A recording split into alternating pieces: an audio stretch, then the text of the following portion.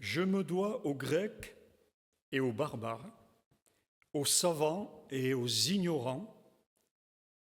Ainsi, j'ai un vif désir de vous annoncer aussi l'Évangile, à vous qui êtes à Rome, et je me permets de rajouter, et au Tréport, car je n'ai point honte de l'Évangile. C'est une puissance de Dieu pour le salut de quiconque croit, du juif premièrement, puis du grec, parce qu'en lui est révélée la justice de Dieu par la foi et pour la foi, selon qu'il est écrit, le juste vivra par la foi. Amen. Alors je voudrais méditer ce matin cette phrase, le juste vivra par la foi. Cette phrase, on la trouve à 4 reprises dans la parole de Dieu. Alors ça m'a interpellé parce que je me suis dit, si, entre guillemets, Dieu insiste tant pour nous dire et affirmer que le juste vivra par la foi, c'est que ça a une grande importance à plusieurs niveaux. Cette expression, on la retrouve dans le prophète Habakkuk, chapitre 2, verset 4. Ensuite, on l'a lu donc dans Romains, chapitre 1er, verset 17. Dans l'Épître aux Galates, chapitre 3, verset 11. Et puis dans l'Épître aux Hébreux, chapitre 10, verset 38. Et là, on peut trouver une nuance un peu particulière. Le juste devient mon juste. Alors ça m'interpelle. Je n'ai pas l'explication pourquoi du je on passe au mon, mais certainement ça a une connotation un peu plus profonde, peut-être un peu plus singulière et un peu plus intime. On a là l'impression que quand le Seigneur dit « mon juste vivra par la foi », c'est que pour lui c'est quelque chose de très important, c'est quelque chose de très affectueux également. Et je me suis dit, mais Seigneur, j'aimerais bien t'entendre me dire « mon juste vivra par la foi », de m'approprier vraiment cette affirmation, cet encouragement, cet objectif également. Le juste, mon juste, vivra par la foi. Si on s'arrête un instant sur le sujet principal de l'Épître aux Romains, le sujet principal de cette épître est la justification par la foi. Inspiré de Dieu, l'apôtre Paul s'appuie sur l'Écriture et va développer que le croyant ne peut être justifié que par la foi. Et pour arriver à cet argumentaire, je ne vais pas rentrer, bien sûr, ça serait trop compliqué, c'est un épître tellement riche, ce n'est pas l'objet de mon message ce matin, mais l'apôtre Paul, il est intéressant de voir que il va développer que la justification est uniquement par la foi en partant de ce passage de l'Écriture qu'on va lire ensemble où il est dit « il n'y a point de juste, pas même un seul ». Romains 3,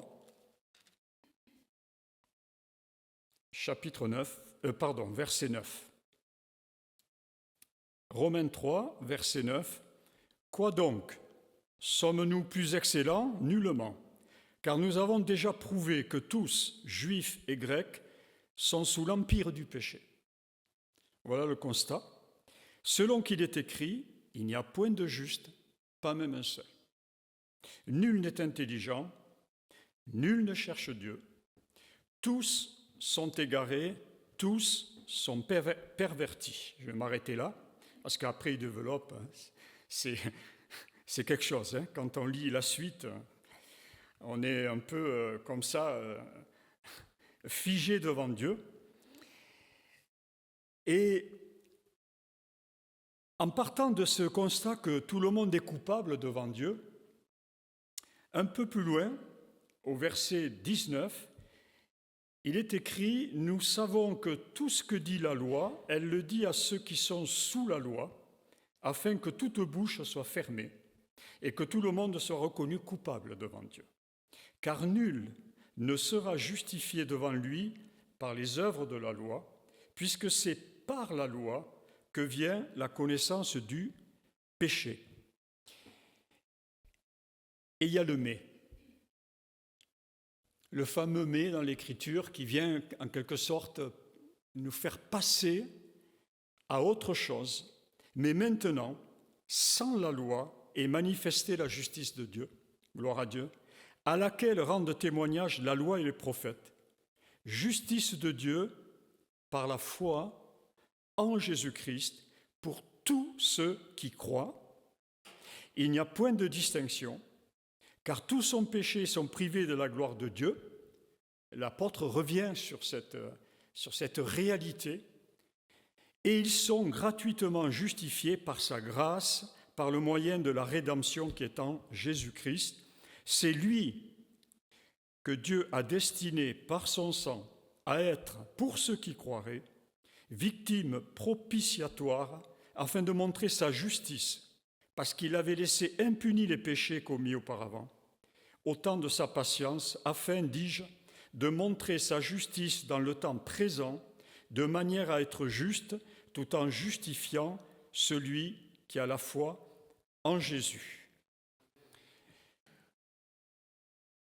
Vivre par la foi est en fait le principe fondamental qui doit gouverner la relation du croyant avec Dieu. Mais aussi le principe qui doit gouverner sa participation au salut apporté par l'Évangile. Ce principe est si fondamental que Jésus pose cette question, me pose cette question, vous pose cette question. Quand le Fils de l'homme viendra, trouvera-t-il la foi sur la terre? C'est une question qui doit nous interpeller, parce que si Jésus l'a posée, c'est qu'elle est d'une grande importance pour nous, parce qu'elle indique cette question que, à l'approche de son retour, le mal et l'iniquité seront tellement présents qu'un certain nombre, pour ne pas dire un grand nombre de chrétiens ou de croyants, par manque de persévérance, pourra s'éloigner de la foi. Alors ça ne doit pas nous terrifier, ça doit nous alerter, ça doit nous interpeller, ça doit nous encourager. C'est comme si le Seigneur nous disait « Attention, attention, vous avez cru, c'est bien, vous avez marché jusqu'à aujourd'hui dans la foi, c'est bien, et il faut continuer, il faut persévérer dans cette foi et dans cette marche par la foi jusqu'à mon retour. Parce qu'autour de vous, près de vous, il y aura de plus en plus de personnes qui marcheront dans l'iniquité, dans le mal, etc., sous toutes ces formes. On va lire ce passage où Jésus, justement, a posé cette question dans l'évangile de Luc, au chapitre 18, pour nous aider peut-être et nous interpeller à comprendre pourquoi il a posé cette question à cet endroit précis. Luc, chapitre 18, verset 7. On va lire l'intégralité donc de la parabole C'est dans le cadre d'une parabole. Donc Luc chapitre 18. Jésus leur adressa une parabole pour montrer qu'il faut toujours prier et ne point se relâcher. Vous voyez, il part de la prière. Il dit, il y avait dans une ville un juge qui ne craignait point Dieu et qui n'avait d'égard pour personne. Il y avait aussi dans cette ville une veuve qui venait lui dire « Fais-moi justice de ma partie adverse ». Pendant longtemps, il refusa. Mais ensuite, il dit en lui-même « Quoique je ne craigne point Dieu et que je n'ai d'égard pour personne, néanmoins, parce que cette veuve m'importune, je lui ferai justice, afin qu'elle ne vienne pas sans cesse me rompre la tête. » Le Seigneur ajouta, « Entendez ce que dit le juge inique. Et Dieu ne fera-t-il pas justice à ses élus qui crient à lui jour et nuit? Et tardera-t-il à leur égard? Je vous le dis, il leur fera promptement justice. Mais quand le Fils de l'homme viendra, trouvera-t-il la foi sur la terre? Alors je voudrais m'arrêter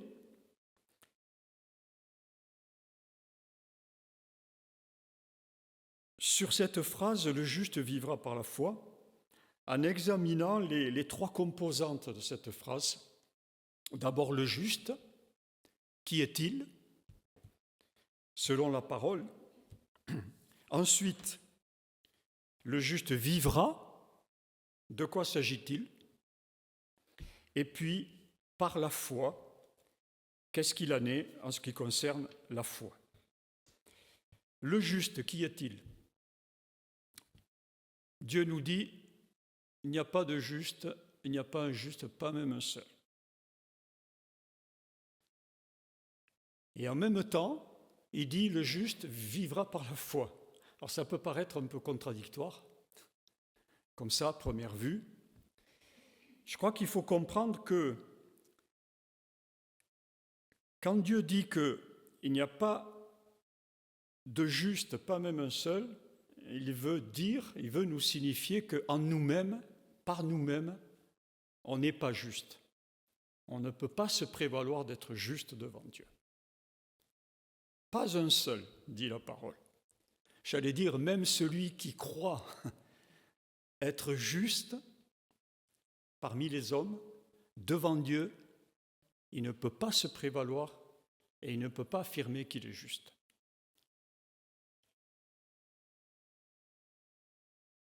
Le juste, c'est celui que Dieu déclare juste.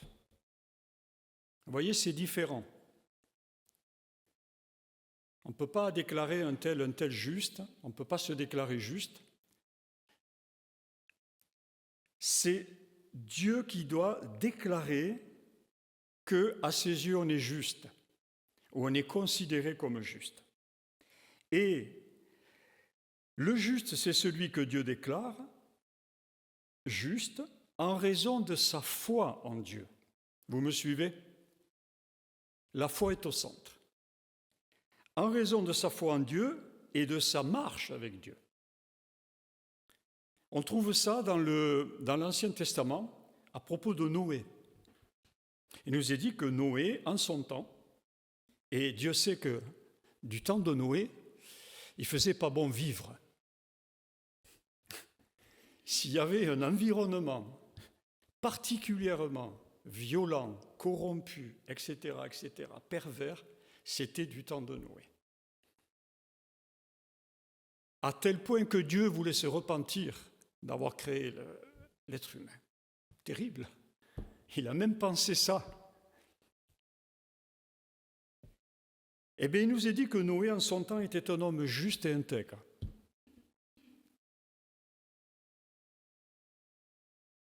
Ça doit nous faire réfléchir. Mais si on examine l'Écriture de près, on peut considérer pourquoi il a été considéré comme juste et intègre, parce que Dieu lui a parlé, et Noé a entendu la parole de Dieu et l'a mis en application. Il a cru et l'a pratiqué. jusqu'à être complètement ironisé autour de lui et véritablement, j'allais dire, mis à part par tous ses contemporains. On a dû le prendre pour un illuminé, pour un homme complètement insensé. Mais lui, il avait reçu une parole de Dieu, il y a cru et il l'a mis en pratique. On trouve aussi, bien sûr, le papa Abraham. Moi, je l'appelle papa Abraham. Voilà. Pour moi, Abraham, c'est mon papa. Mon papa de foi, si vous voulez, mon exemple de foi. On trouve ça dans l'Épître aux Romains, on va rester dans l'Épître aux Romains. À propos d'Abraham, voici ce qui nous est dit. Il y a plusieurs choses, mais on va prendre juste ce passage. Romains chapitre 4, verset 18. Il nous est dit, espérant contre toute espérance, il crut, en sorte qu'il devint père d'un grand nombre de nations, selon ce qui lui avait été dit, telle sera ta postérité. Et sans faiblir dans la foi, il ne considéra point que son corps était déjà usé, puisqu'il avait près de 100 ans et que Sarah n'était plus en état d'avoir des enfants. Franchement, il faut avoir la foi. Non ? Pour vraiment croire à ce point-là. Il ne douta point. Ça, c'est la vraie foi, ça. La vraie foi ne doute pas que ce que Dieu dit, c'est la vérité. Et donc, on veut lui obéir et mettre en pratique ce qu'il dit. Il ne douta point par incrédulité au sujet de la promesse de Dieu, mais il fut fortifié par la foi. Vous voyez, quand on marche par la foi, Dieu nous fortifie. Non seulement il nous donne la foi, mais il nous fortifie dans notre marche par la foi. Donnant gloire à Dieu et ayant la pleine conviction, j'aime beaucoup cette formule-là, parce qu'on la trouve, je crois, qu'une seule fois dans la parole de Dieu, et ayant la pleine conviction que ce qu'il promet, il peut aussi l'accomplir. Encore un exemple de foi extraordinaire. C'est pourquoi cela lui fut imputé à justice. Dieu l'a trouvé juste. Dieu l'a considéré juste en rapport à sa foi. Alors on continue sur qui est juste et considéré juste par Dieu la personne qui a été justifiée par la foi en Jésus-Christ, qui est mort pour nos péchés et qui est ressuscité pour notre justification, et puis qui marche dans l'obéissance en sa parole. J'insiste un peu là-dessus parce que parfois on trouve des croyants qui affirment des choses, etc., qui croient, qui font des belles prières, mais qui ne s'engagent pas, j'allais dire, devant Dieu, sérieusement, à marcher selon la parole de Dieu. Parce que ça, c'est beaucoup plus difficile dans le quotidien. Si Dieu nous demande ou nous dit ceci ou nous demande de faire cela, parfois notre nature adamique, j'allais dire, charnelle, elle regimbe un peu à obéir.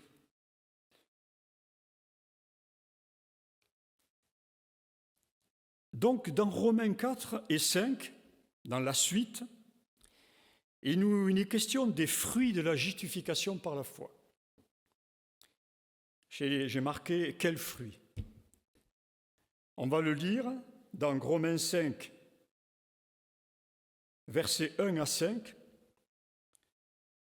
Étant donc justifiés par la foi, nous avons la paix avec Dieu par notre Seigneur Jésus-Christ. Premier fruit, la paix. Quelle est précieuse la paix de Dieu.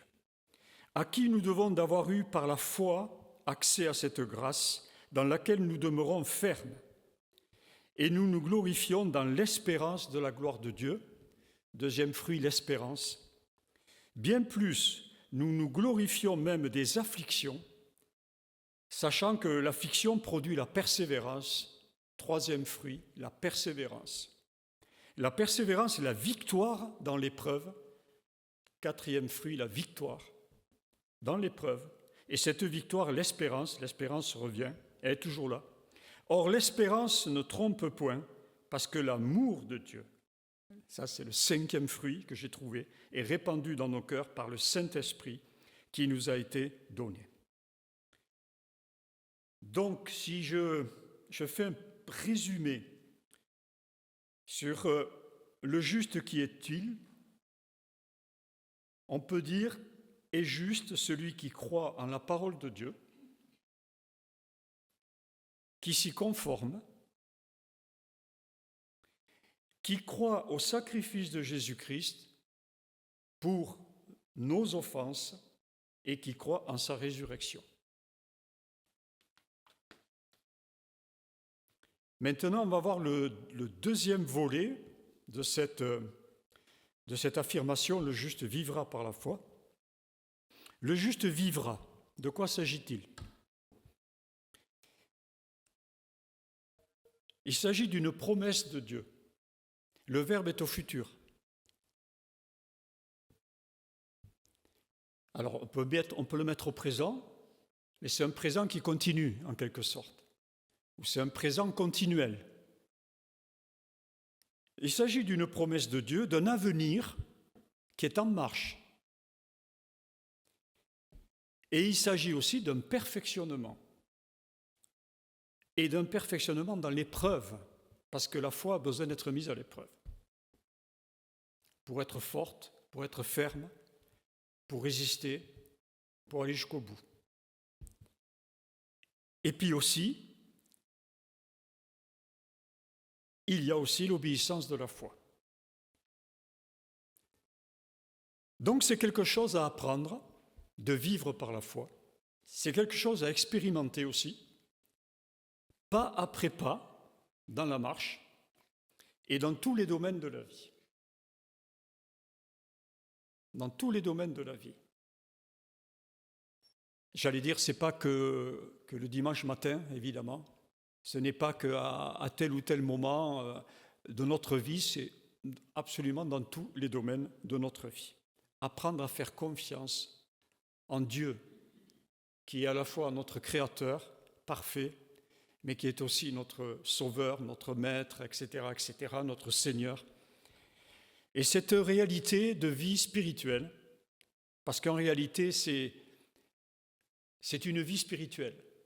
Le vivra, il faut le comprendre, je crois, comme étant une réalité de vie spirituelle par l'Esprit.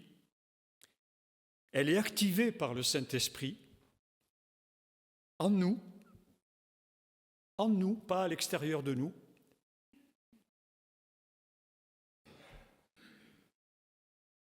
Et dans notre marche, il y a, j'allais dire, pour nous, notre regard doit être posé sur notre modèle parfait, sur Jésus, parce qu'il nous est dit que Jésus est le chef de la foi et celui qui l'amène à la perfection. Alors si nos yeux, on parle des yeux spirituels, si nos yeux spirituels, dans notre marche quotidienne, gardent le cap sur Jésus, sur le modèle de Jésus, forcément, on a de grandes chances que cette foi que Dieu nous donne, eh bien, elle soit menée à la perfection. Pas que nous soyons parfaits, mais qu'elle se perfectionne dans nos vies.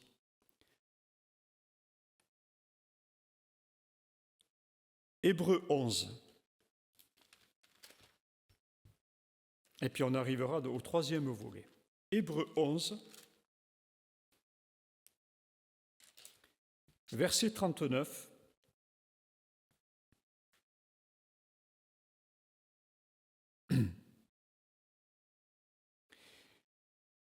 Dans le chapitre 11 de l'Épître aux Hébreux, il y a tout un passage en revue de ce qu'on appelle les héros de la foi de l'Ancien Testament, qui ont marché par la foi. L'expression par la foi revient revient, j'allais dire, couramment dans ce chapitre.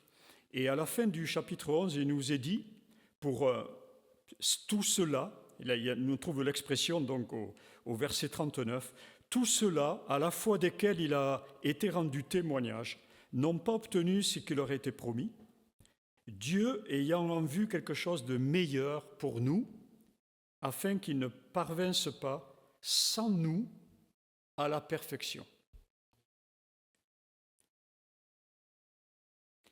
Et puis, au chapitre 12, nous donc aussi, entre guillemets, avec ces héros, à la suite de ces héros,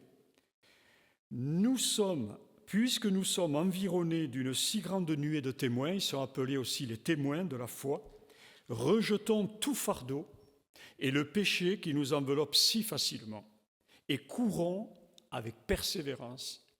Il va y avoir les Jeux Olympiques bientôt, il va y avoir le marathon, il va y avoir ces épreuves qui exigent beaucoup d'entraînement, de persévérance, de pugnacité.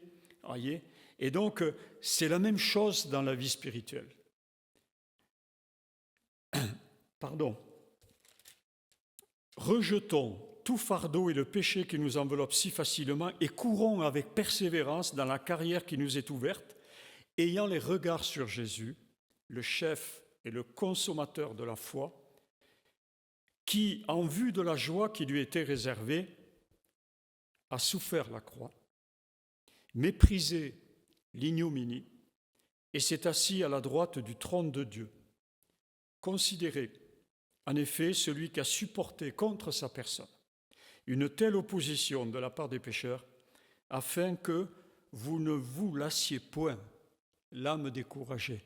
Vous voyez, la parole de Dieu, elle nous encourage, parce qu'elle sait que notre âme, elle est, j'allais dire, elle est ce qu'elle est, elle est soumise à une certaine fragilité, une certaine influence autour de nous.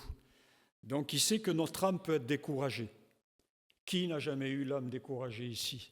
Ça nous arrive à tous, parfois on perd courage, on a besoin de reprendre courage, même peut-être des fois d'être encouragé, et même toujours, la parole de Dieu sait nous encourager, mais nous avons besoin aussi de nous encourager les uns les autres, et d'être encouragés par notre frère, notre sœur, etc.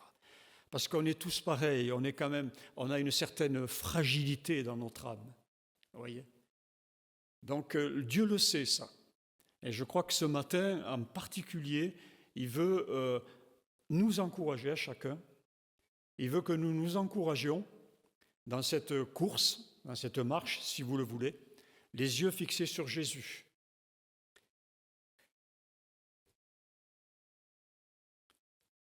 Le juste qui vit par la foi, je fais un petit résumé, persévère, en particulier dans la prière. On l'a vu dans la parabole qu'a pris Jésus pour arriver à poser cette question. Quand le Fils de l'homme viendra sur la terre, trouvera-t-il la foi sur la terre ? Trouvera-t-il la foi en moi ? Trouvera-t-il la foi en nous, active ?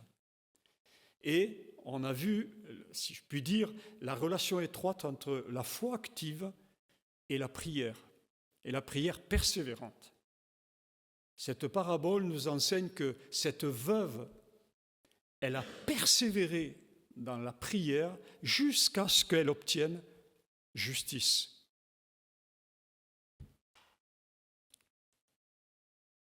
Donc le juste qui vit par la foi persévère dans la prière, rejette le péché. C'est actif ça. Parce que si on n'y prend pas garde, on peut se laisser gagner par le péché, vous voyez, ou par l'esprit du péché. Et donc, il faut rester toujours, dans la course, vigilant, pour, quand on voit venir le péché, le rejeter.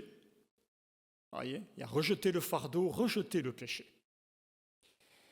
Et la tentation, là aussi, il faut être résolu. Satan vient nous tenter de différentes manières, et il faut être résolu, là aussi, dans notre marche, dans notre course, et rejeter la tentation. À l'aide de la parole de Dieu, évidemment. Et puis c'est aussi le juste qui vit par la foi, c'est celui qui met en pratique, je l'ai déjà dit, mais c'est important, la parole de Dieu.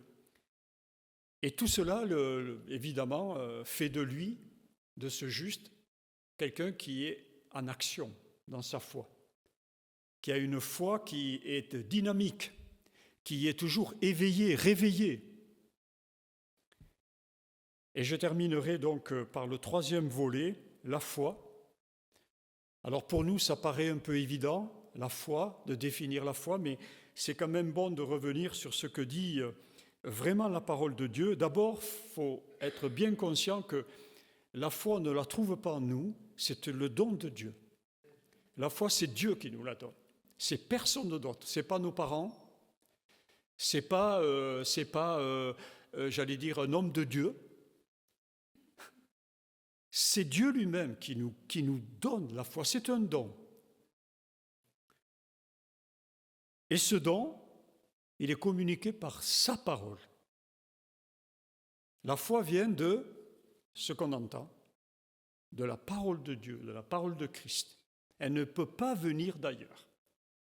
La vraie foi, on parle là de la vraie foi, parce qu'il peut y avoir la foi qui n'a pas pour origine ou source la parole de Dieu et Dieu lui-même.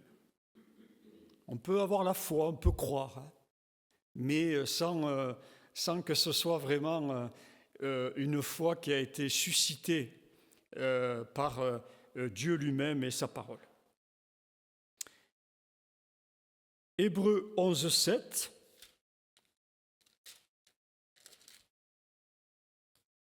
On revient à Noé un instant, c'est très intéressant ce qui nous est dit de Noé. Dans Hébreux 11, 7, c'est par la foi que Noé, divinement averti des choses qu'on ne voyait pas encore. Voyez ? C'est Dieu, divinement, c'est Dieu qui l'a averti, qui lui a parlé. Donc, divinement averti des choses qu'on ne voyait pas encore et saisi d'une crainte respectueuse, construisit une arche pour sauver sa famille. Il fallait vraiment avoir la foi pour construire cette arche. C'est par elle qu'il condamna le monde, voyez, et devint héritier de la justice qui s'obtient par la foi. C'est un passage très fort, je trouve.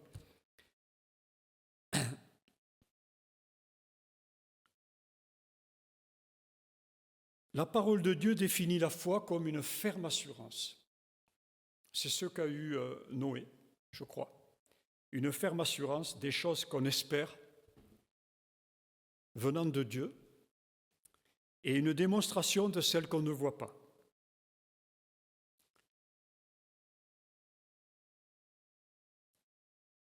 On l'a vu tout à l'heure, Abraham, lui, il a eu une pleine conviction que ce que Dieu promet, il peut aussi l'accomplir.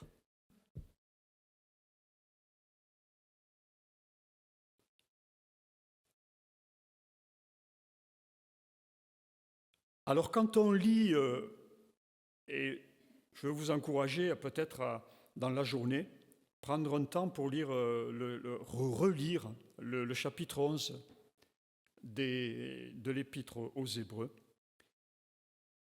Quand on lit ce chapitre 11, qui passe en revue les héros de la foi de l'Ancien Testament, en quelque sorte, il nous est décrit la foi qui est acceptable par Dieu et la foi qui est agréable à Dieu. Vous savez que il nous est dit que sans la foi, il est impossible d'être agréable à Dieu.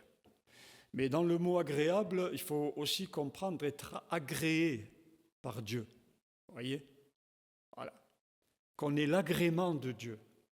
Sans la foi, c'est impossible. Et dans ce chapitre 11, eh bien, il nous est décrit la foi qui est agréable à Dieu. C'est une foi qui croit aux réalités spirituelles, c'est-à-dire aux choses invisibles à l'œil nu. Dieu parle, il nous fait une promesse, il nous annonce quelque chose, il nous dit quelque chose, on le reçoit, on sait que ça vient de Dieu, on saisit ce qu'il nous a dit, ou cette promesse, ça y est, c'est pour nous. On ne la voit pas encore se réaliser, ou peut-être même on ne la verra pas se réaliser de notre vivant, mais on l'a accueilli et on en a fait vraiment quelque chose d'intérieur, à l'intérieur de nous. Oui, je crois en ta parole, en tes promesses, en ce que tu m'as révélé, Seigneur. Je le crois, j'ai une pleine conviction, même si je ne le vois pas, j'allais dire même, surtout si je ne le vois pas. Vous voyez, c'est un état intérieur, c'est un état spirituel intérieur.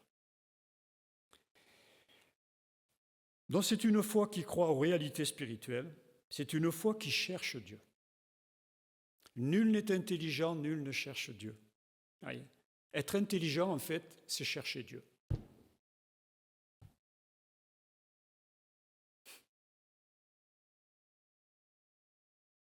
Parfois, on croit que les gens sont intelligents pour telle ou telle chose, etc. Oui, on peut peut-être considérer que c'est une forme d'intelligence, mais la vraie intelligence, et je bénis Dieu de m'avoir révélé ça, je dirais,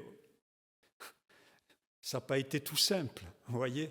Mais quand Dieu vous fait la grâce de vous révéler que dans sa parole, il y a une vraie richesse pour nous, la vraie intelligence, c'est de chercher Dieu, de chercher sa présence, de chercher dans sa parole ce qu'il veut vraiment nous dire pour aujourd'hui, pour nous nourrir, pour nous amener plus loin,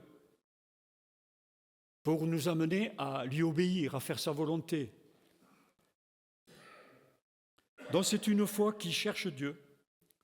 C'est une foi qui a confiance en sa parole et à ses promesses, qui ne doute pas.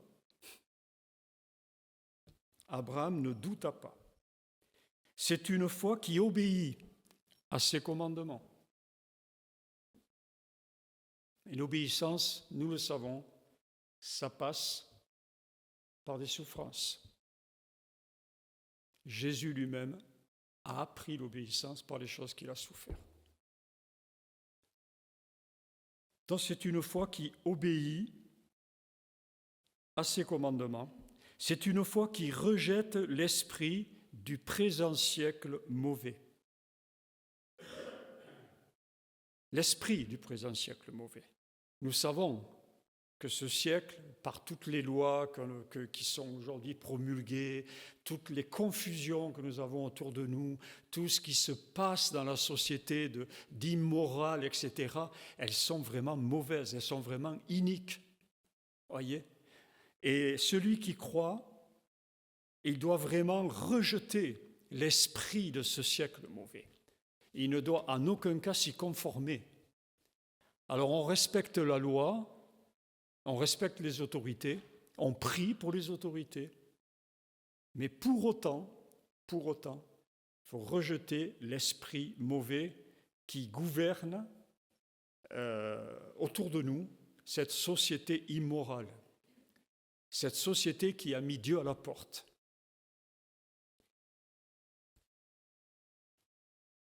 La foi agréable à Dieu est toujours en rapport au chapitre 11 de l'Épître aux Hébreux. C'est une foi qui cherche le domicile céleste, notre domicile. Au final, c'est un domicile, c'est pas sur cette terre, même si nous reviendrons régner avec Jésus, mais c'est dans le ciel, notre vrai domicile, voyez, par la foi déjà. Nous sommes assis dans les lieux célestes en Jésus-Christ. La parole nous dit, vous êtes assis. Vous voyez, on est assis là. Mais en fait, en réalité, on est assis dans les lieux célestes en Jésus-Christ. Ça nous dépasse un peu, mais c'est une réalité. Autrement dit, on est sur la terre, mais on est déjà dans le ciel en Jésus-Christ. Donc, c'est une foi qui cherche le domicile céleste, qui persévère dans l'épreuve. Avez-vous des épreuves ? Oui, moi j'ai des épreuves, ça m'arrive. Il faut persévérer dans l'épreuve. C'est dans les épreuves que la foi devient forte. C'est une foi aussi qui bénit la génération à venir.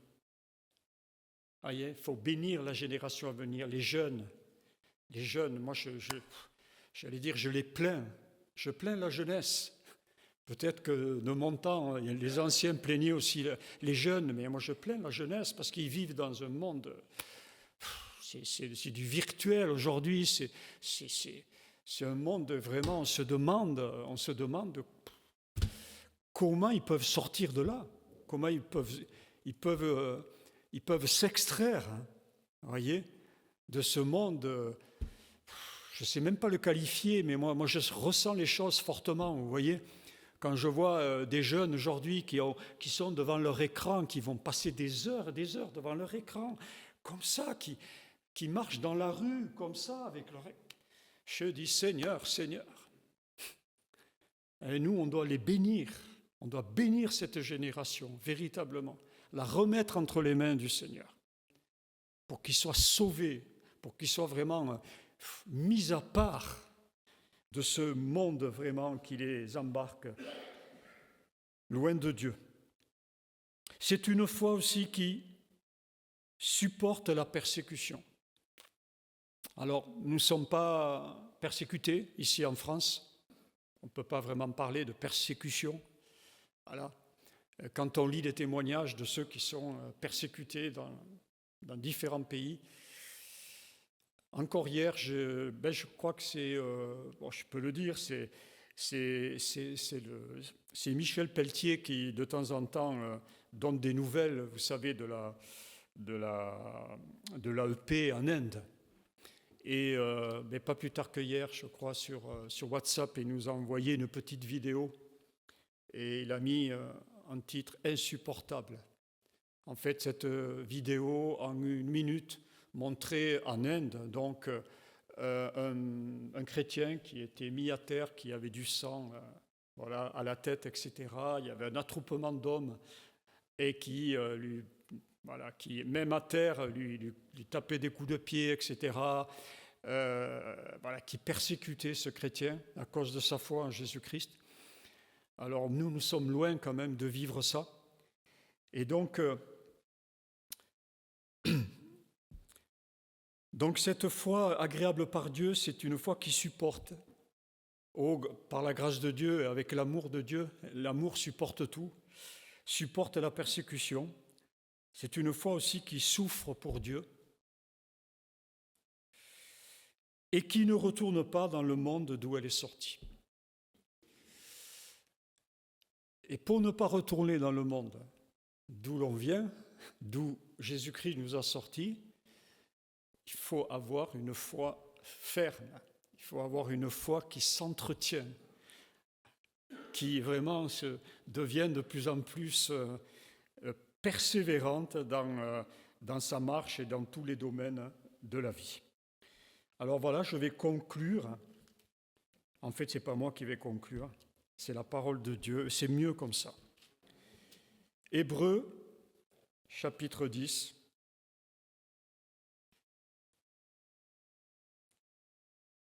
Verset 19.